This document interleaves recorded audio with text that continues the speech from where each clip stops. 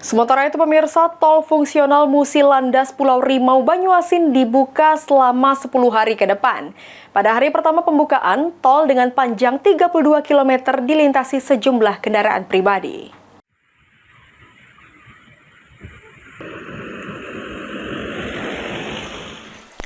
Kemacetan parah yang sering terjadi di sepanjang jalan lintas timur Banyuasin saat arus mudik Lebaran diantisipasi oleh pihak kepolisian dengan membuka jalan tol fungsional Musi Landas Pulau Rimau Banyuasin.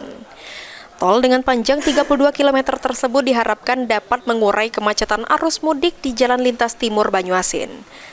Tol Banyuasin ini sendiri hanya bisa dilalui oleh kendaraan pribadi, angkutan penumpang, dan kendaraan baponting.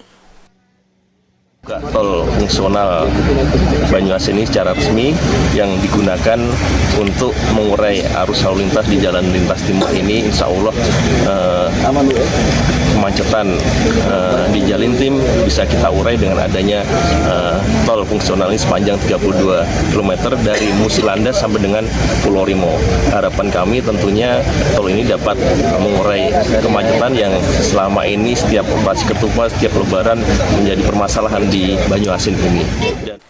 Tol fungsional Musi Landas Pulau Rimau dibuka selama 10 hari dari tanggal 2 April mendatang. Bagi para pengendara dihimbau untuk tetap mematuhi agar terhindar dari hal yang tidak diinginkan. Ridho Ilahi, POL TV.